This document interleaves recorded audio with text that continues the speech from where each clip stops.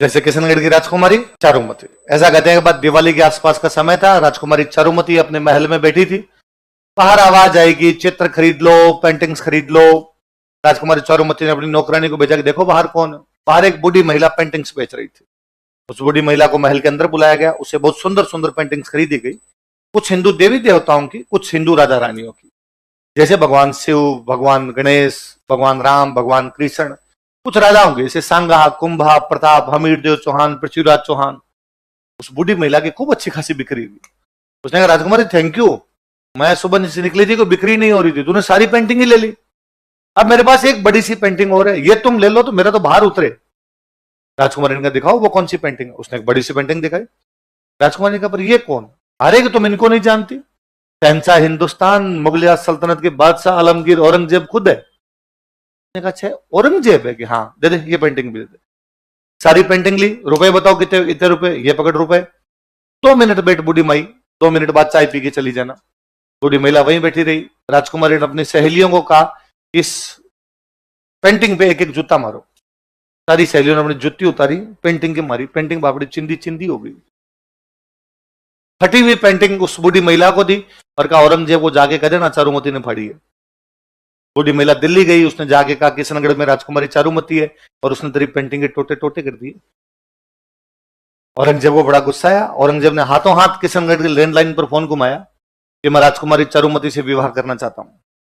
किशनगढ़ वालों की क्या औकात औरंगजेब को मना करे। उन्होंने कहा सर आओ, उसे 2 दिन पहले मिस कॉल देना, टेंट तान लेंगे हम। यह बात राजकुमारी चारुमती को पता चली कि मेरा विवाह किससे करने वाले हैं। उसने अपने भाई को कहा, उसके भाई का नाम था मान सिंह। अपने भाई को बुला, ये क्या तरीका है और आप मेरी शादी औरंगजेब से कैसे कर सकते हो? भाई औरंगजेब बड़ा राजा है, हम नहीं करेंगे, वो हमला करेगा। उसने कहा क्या तुम हमले से डरते हो, क्या तुम मरने से डरते हो? मान सिंह ने कहा मरे नहीं डरते, मरने से लड़ाई से तो कोई डर नहीं लगता, तो लड़ लो। ने कहा बात ये नहीं है, औरंगजेब की जब सेना लड़ने के लिए आएगी तो साधारण जनता की लड़कियों को उठा के लेके जाएगी। राजा का पहला कर्तव्य जनता की रक्षा करना होता है। यदि इन लोगों की बहन बेटियों की रक्षा के लिए हमें तेरी शादी करनी पड़ेगी, हम करेंगे। उसने गुस्से में आका ऐसे तुम मेरी रक्षा नहीं कर सकते तो मैं खुद कर लूंगी। तो भाई ने कहा कर ले। अब राजकुमारी चारुमती को लगा अपनी रक्षा कौन करे, और उसे याद आया कि एक दिन टीवी पर एड आ रहा था, यदि किसी राजकुमारी से औरंगजेब जबरदस्ती शादी करना चाहता हो तो टोल फ्री नंबर पर कांटेक्ट करे। और उसने राज सिंह जी के पास मैसेज किया कि जिस प्रकार भगवान कृष्ण रुक्मणी का हरण करके ले गए थे, इसका हरण करके ले गए थे, उसी प्रकार आप मेरा हरण करके ले जाइए और मुझसे विवाह कर लीजिए। राज सिंह जी के पास ऐसे मैसेज आते ही रहते, टोल फ्री नंबर पे कोई मैसेज कर देता है। राज सिंह जी ने पहले डीपी चेक की, उनका ठीक है डन, शादी का कार्ड भेजो, कब है तुम्हारा ब्याह, मैं आ जाऊंगा। अब राज सिंह जी ने औरंगजेब को मैसेज किया, औरंगजेब वो तुम किशनगढ़ ब्याह करने के लिए जा रहा था? उसने कहा हाँ, मत जाना, वहां मैं करूंगा शादी।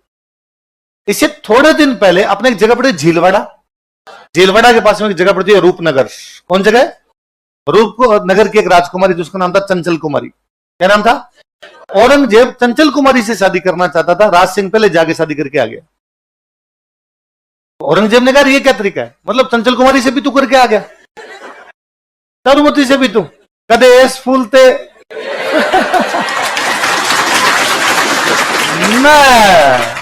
ये नहीं होने दूंगा मैं। तो राज सिंह जी का लड़ाई कर लेंगे, आगे कोई बात नहीं, लड़ाई हो जाएगी। तो औरंगजेब ने सेना लेके आऊंगा, लड़ाई करेंगे, जो जीतेगा उसकी शादी चारुमती से होगी।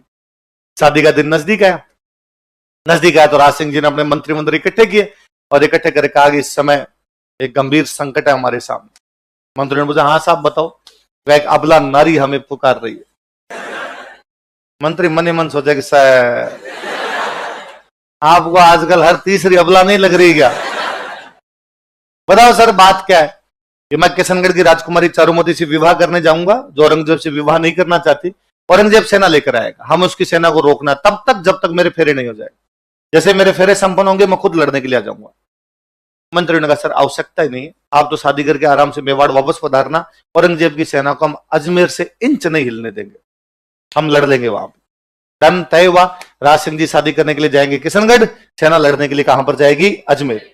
सेना जाएगी तो सेनापति जाएगा, और मेवाड़ की सेना का सेनापति हमेशा सलुम्बर का सामंत, और सलुम्बर का सामंत उस समय था रतन सिंह चुंडावत। क्या नाम था?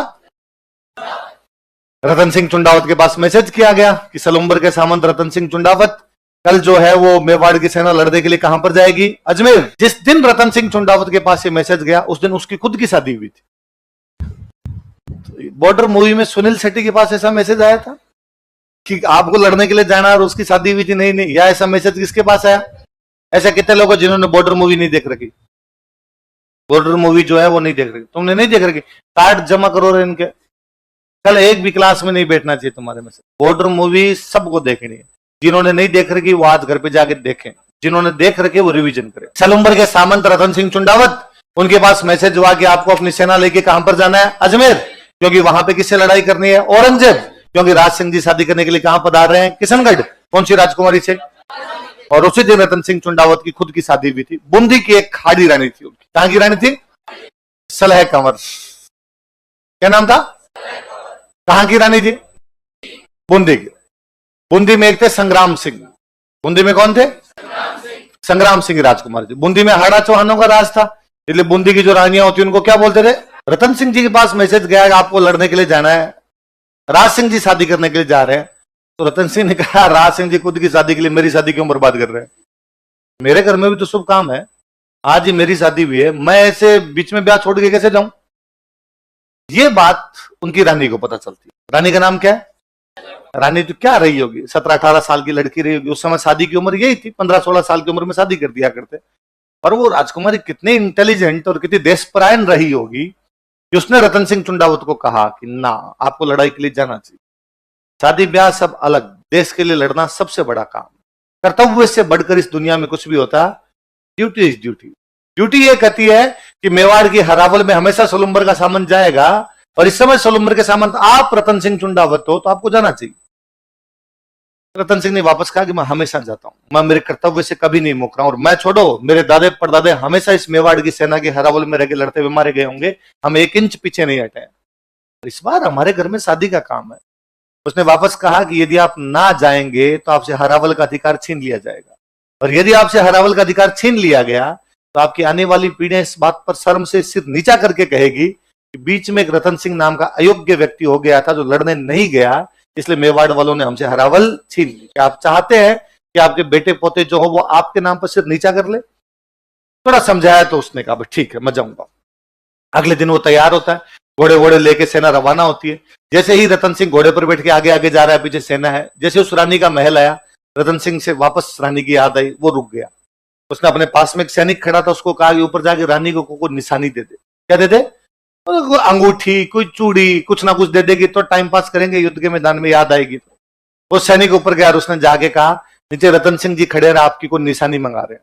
वो 15-16 साल की लड़की पुनः सोचती है कि जो व्यक्ति जाने में आनाकानी कर रहा है, इस बात की क्या गारंटी है कि वहां पे लड़ पाएगा?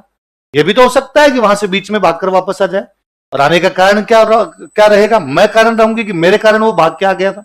उस राजकुमारी को पुनः लगा यदि देश की कर्तव्य में मैं बाधा बनती हूं तो ये शरीर, ये सुंदरता, मेरा होना किस कारण है? इसका मतलब क्या निकलता? मेरा अस्तित्व का क्या मतलब है यदि देश की रक्षा नहीं हो पाए? उसे लगा कि यदि मेरा पति मेरी वजह से नहीं जा पा रहा तो मुझे नहीं रहना चाहिए। उसने अपना सिर काट के दे दिया था। चुंडावत मांगी सेनानी, सर काट दे दियो सतरान। जब वो गर्दन लेके और नीचे पहुंचा तब तो रतन सिंह के होश फाकता होगा, उसको लगा ब्लंडर कर गया मैं।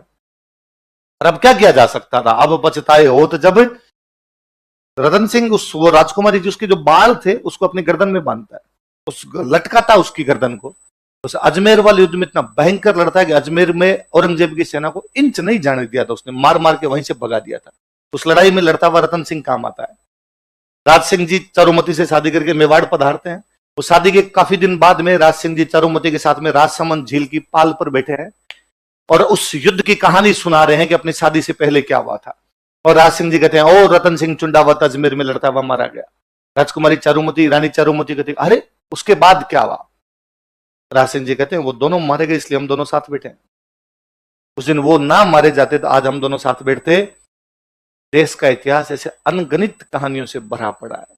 हम केवल राजा रानियों का इतिहास पढ़ते हैं, उसके साइड के किस्से इतने अलग से हैं, इतने हैरतंगेज करने वाले हैं। किसी कवि ने बहुत बाद में कहा कि हनुमान जी जब मां सीता से मिले थे ना अशोक वाटिका में, तो उन्होंने मां सीता को कहा था कि आपको निशानी दीजिए ताकि मैं राम जी को कहूं कि मुझे सीता जी मिले थे। तो सीता जी ने उनको अपना एक आभूषण दिया था, चूड़ामणि। क्या दिया था? चूड़ामणि का आभूषण होता है, वो निकाल के दिया था। कोई कवि कहता है कि सतरी सेनानी चाही समर सलुम्बर धीस। सलुम्बर के सामंत ने युद्ध में जाते समय उस सती महिला से, उस अपनी पत्नी से कोई निशानी मांग ली थी। चूड़ामण मेली सियान इंधन मेल्यो शीस। सीता जी ने चूड़ामण मेली थी, इस महिला ने तो क्या काट के दे दिया था।